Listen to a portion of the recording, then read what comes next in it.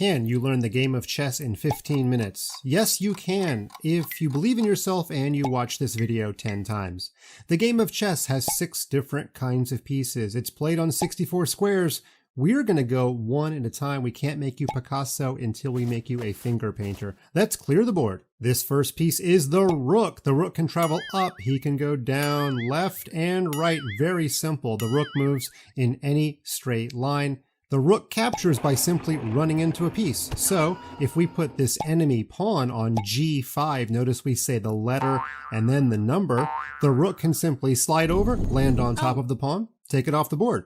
Can the rook capture this enemy pawn? Of course not, but in 2 moves it can. The rook can travel up to g7, and then on the next turn, if the pawn is silly and just sitting there, what are you doing, pawn? The rook can capture. You could, of course, also go to the left and on the next turn, travel up to capture the pawn. Let's learn the next piece.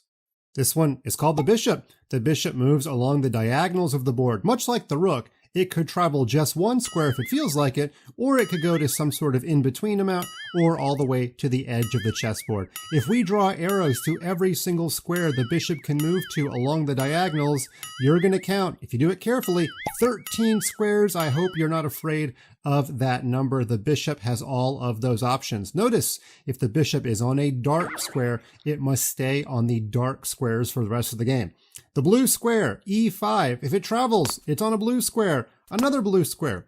If the bishop wants to capture something, it simply runs into it, a lot like the rook. So if the bishop wants to capture this pawn, the bishop runs into it and takes it off the board. One funny thing, if this pawn was on a light square, the bishop could never capture it. It has the cloak of invisibility. The bishop could travel here, and then here, and then here, and all the while the pawn is teasing the bishop. Let's move on and learn the next piece. The queen. She's quite simple but powerful. If you could somehow melt a rook and a bishop together, well, your alchemy would produce a queen. The queen has the power of the rook and the bishop combined. So that means she can go up and down like a rook, left and right like a rook, and of course diagonal like a bishop, and she makes a very pretty snowflake on the chessboard if you happen to be a 5-year-old and thinking in terms of those shapes. The queen can travel to every one of those squares. There's actually 27 of them, and much like the rook or the bishop, she simply captures by running into a piece. Now, if I have a pawn over here on this square, the queen would have many ways to get there in 2 moves. She could go sideways and then down. She could go diagonal and then up. She could even go a little crazy and go diagonal the opposite way and then sideways to capture. I have not named all of them. If you want to try to find a few more on your own, well, go for it. But I'm going to move on and teach you the 4th piece. This old guy here, that's the king. He's kind of like your grandpa. He can still get around, but he doesn't travel very quickly. The king moves 1 square any direction. That means up or down or left or right, or diagonal, but again, only 1 square. He's got a little bit of a force field around him, but that is it. Now, the king has a special importance, which we will get to later, but just to show you how slow the king is, if we put the king down here on the 1st rank, that's what we call our side-to-side rows, and we put a queen right beside the king, and we have a race to the other side of the board, well, it's not going to turn out like the tortoise and the hare. The king would travel 1 square, and then if it was the queen's turn, the queen could get there all in 1 turn. You can see it's going to take the king 7 different turns to get all the way to the other side. He's actually not a very powerful piece. We have 2 pieces remaining. The little guy, we've already named him. He's called the pawn, and you get more pawns than any other chess piece. He's little, but he's important. The pawn can only travel 1 square forward to the square e6, and on the next turn, e7. Now, the pawn does have some very special exceptions.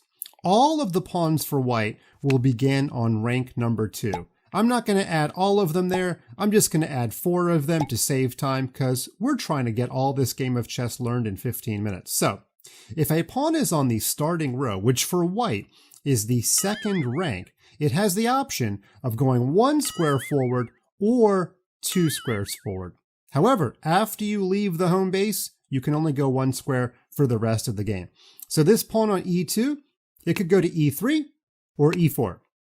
On the next turn, it has to go to e5, 1 square for the rest of the game. However, if white wanted to move the pawn on d2, that pawn would have the option of 1 or 2 because it's on home base. Pawns are also the only piece in chess that capture a different way than they move. Let's add some black pawns to make this game a little bit more interesting. And if white just moved the pawn from e2 to e4, it would be black's turn. Black might do the symmetrical move, pawn on e7 to e5. Now this white pawn is actually stuck. It's not because you did anything wrong. Pawns get stuck all the time. Pawns do not capture straightforward. They have to wait until there's another piece diagonally 1 square away. Of course, there's nothing on those squares and you can't capture a bunch of blank air. However, later in the game, let's just say white moves this pawn 1 square and black decides to move this pawn 2 squares. Well, that would be a mistake for black. Now, white pawn can capture by going 1 square diagonal and overtaking the square the black pawn is on. And if black is having a particularly bad day and pushes this pawn 1 square forward, white could, of course, capture again. Pawns move forward, but they capture diagonal. Couple more special moves about the pawn that we will learn a little bit later on. We've got one final piece, though, before we can put them all on the board and learn where they start.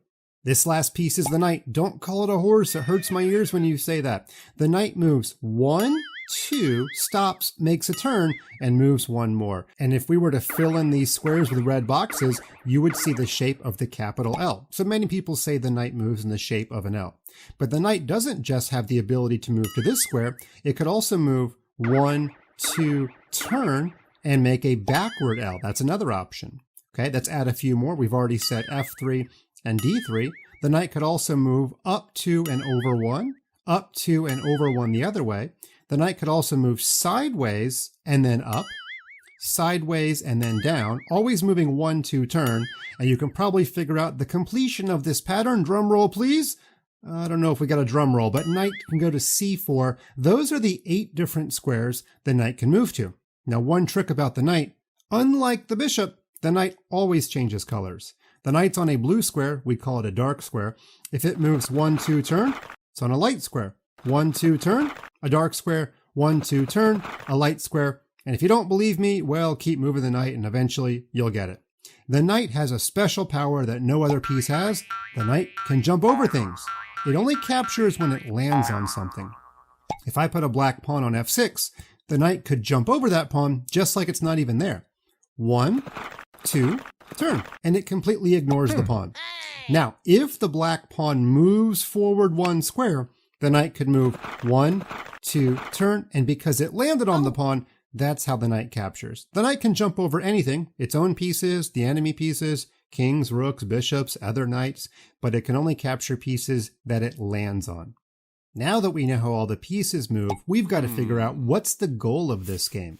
The goal of this game is actually to put the enemy king in danger so he can't get out of danger. Let's go ahead and learn a couple new words. If it's white's move here, white can move the rook sideways and stop on c5. And everybody watching the video can see the rook is aiming at the king. When the king's in danger, we call it check. Now the word checkmate sounds similar, but that's a special kind of check. We'll get to that in a minute. When the king is in danger, when you're in check, you have to get out of check on the very next turn. You don't have a choice. There are 3 ways to get out of check, and I like to use the term CPR. No, we're not saving anybody's life today. We're just saving the king's life. C stands for capture. If you capture the piece that's putting you in check, obviously your king will be safe. You've removed the danger. In this position, that's clearly the best move. The bishop can move diagonal, land on top of the rook, and when the rook's gone, the black king is not in check. In fact, you're probably figuring out right now, it's actually the white king that would be in check. Let's go back, though, and take a look at another option for black. Rook comes over to c5. The P in CPR stands for protect. That means to put a piece in the way or to block. In this position, the knight can come to the king's rescue by moving 1, 2, turn, and the king is safe because rooks don't jump over pieces, so the knight is the bodyguard. And the final way to get the king out of danger is to run away. That's the R in CPR. The king can run to the left or to the right or even diagonal. All of those would be safe from the white rook, but notice he could not move down the board. If he moves down, he would still be in danger. Now, strangely enough, if he does move down, you're not allowed to capture the king. You have to tell your opponent to take the move back and make a different move. Luckily on Chess Kid, the computer won't even let you make this move because it is considered illegal. Okay, so the king would move back and black has to find a different move. Now, what happens if you're in a chess position where you're in check, but you can't get out of danger? Well, that's when we have to learn a new word. Here, after a small reshuffling of pieces, let's have white move the queen diagonal all the way to the square c7. The king is clearly in danger. He has to use CPR. Now, C stands for capture. Notice here the king actually can't capture, because if he does, he'll be in danger with the rook, and it doesn't do you any good to get out of danger from one piece if you're still in danger from another piece. Pawns don't capture sideways. Knights don't go one square and then stop. I don't know who taught you that. And the bishop can't help because the bishop would need 2 moves to capture, and you have to get out of check on your next move. You also can't protect because that means to block, and there's simply no square in between the queen and the king. C7.5 doesn't exist. And the king can also not run away because if he tries to go left, right, or diagonal, the queen attacks all of those squares. This is actually the most common type of checkmate in chess. It's called queen and helper. The queen is doing the checking and the rook is the helper. This is checkmate. White wins. Notice white never actually captures the king. He just puts the king in danger, so the king can't use CPR to get safe. But wait just a second, we're not quite done. There's one more way a game of chess can end. It's not very common, and it usually means somebody made a mistake. Taking a look at our chessboard here, let's pretend it's black's move. Black's king is not in check because queens don't move like knights. They don't go 1, 2, and then turn. However, if the king tries to move to any of these squares, he would be in danger, and that's against the rules. You can't put your own king in danger. So what else does black do? If his king can't move, he's not in check though. He's got this pawn, but this pawn's stuck. Remember, pawns don't capture straightforward. So black has no legal move, but he's not in check. We call this stalemate. Surprisingly, the game ends in a tie, even though white has an extra queen. Much like life, when we use the word stalemate, it means nothing's happening. And here, black can't do anything. The game ends in a tie. So if you're the side with more pieces, you want to avoid a stalemate and go for a checkmate. You've now learned all the pieces. You've learned how a game of chess can end. There's 3 special rules you have to learn, and then you'll be a full-fledged chess player. One is called castling. That's a special move where you get to move 2 pieces at the same time. Usually the battle at the beginning of the game is in the center, so you don't want your king, which is kind of like your general, to be in the middle of the battle. So, castling is between a king and a rook. It's when nothing is in between your king and your rook. Your king travels 2 squares, which normally is not allowed, stops, and then the rook jumps over the king. Rooks clearly don't usually jump over things, but it's all one special move, and the goal of castling is to get your king behind a wall of pawns, which white has just done. Now black can also castle with his rook by moving the king 1, 2, and the rook jumps over. Kings always move 2 squares. I know the black king's a little further from the corner than the white king, but that's just the nature of castling on the other side of the chessboard. Now if we put the black king and rook back, we put the white king and rook back, there's a couple times in chess where you're not allowed to castle. If you've ever moved your king in a chess game, you can't castle for the rest of the game, even if you go back to the starting square. If you move your rook, you can't castle with that rook, but you could castle with the other rook if you still had it available. You also can't castle if it has anything to do with check. So if it's black's turn and black moves the bishop to b4 and puts the white king in check, you're not allowed to castle. If we magically sprinkle some fairy dust and make this bishop a light squared bishop, white also cannot castle here because his king is traveling through a square that's under attack. That's called castling through check. That's not allowed. Luckily, on Chess Kid, the computer won't even let you do it. And lastly, you can't castle if your king lands in check, but that's always the case. You can never put your own king in check. So if we move this f-pawn forward and we sprinkle some more fairy dust and make this bishop back to a dark squared bishop, here white can't castle because if he moves his king 2 squares, he would already be in check by the bishop. So if you're thinking of castling and it has anything to do with check, you're not going to be allowed to. Let's learn a couple of special pawn moves. As you know, pawns are the only piece in chess that do not go backward. So if white's pawn on h2 moves 2 squares, and then later on moves again, and again, and again. We're not being very fair to black by not giving him any moves, but eventually the white pawn will get to the other side of the chessboard, and you can see what your 4 options are. Instead of just sitting there like a rock, who wants to play with a rock? We allow the pawn to turn into something bigger. We call this promotion. It doesn't matter if you are talking about a job or your grade in school. Promotions are always a good thing. And 99% of the time, you're going to want a queen. In fact, if you already have a queen, you're allowed to get a second queen, a third queen, a fourth queen. Some people don't know that, but I'm here to tell you that's the rule. So you always want a queen pretty much. We often call this queening a pawn because getting a queen is so common. And so that pawn turns into a queen. The queen is immediately checking the king. And if the king moves, by the way, you could actually keep going and capture the rook. That would be a great tactic, as we say in chess. One more special move to learn. In this position, the black pawn on g7 could go 2 squares to g5 and pass right by the white pawn. Now, this was actually a rule change in chess about 400 years ago. I don't know if you were around for it, I'm guessing not.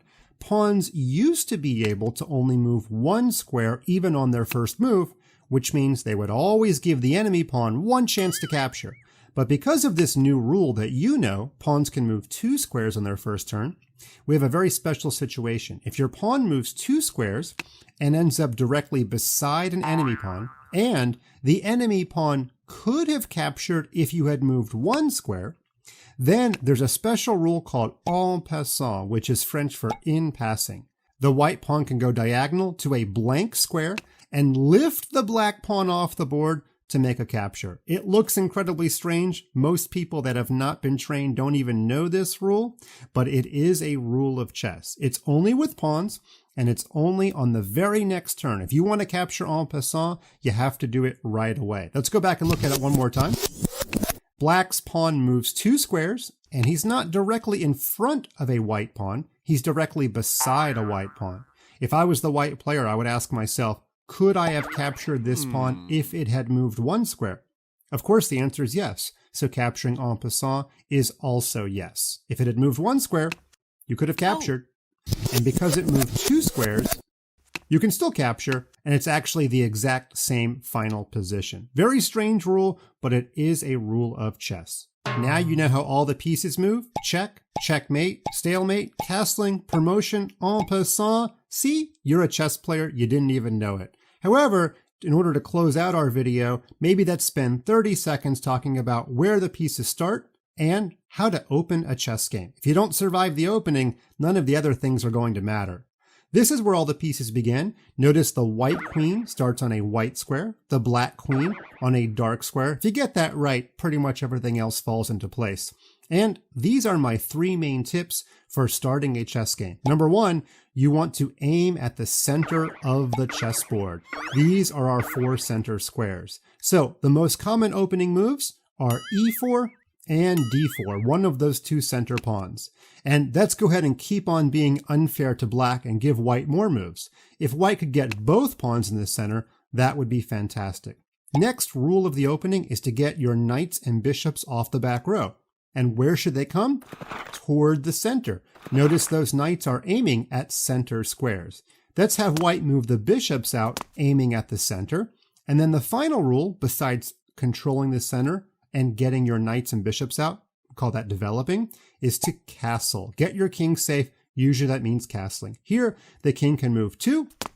The rook can jump over, and the king is behind a wall of pawns. If you can think of those 3 things in your first 10 moves, you will have a great start to your chess game and to your chess career. Congratulations, you did it! You are now officially a chess player, and I look forward to you playing lots of games on Chess Kid very soon.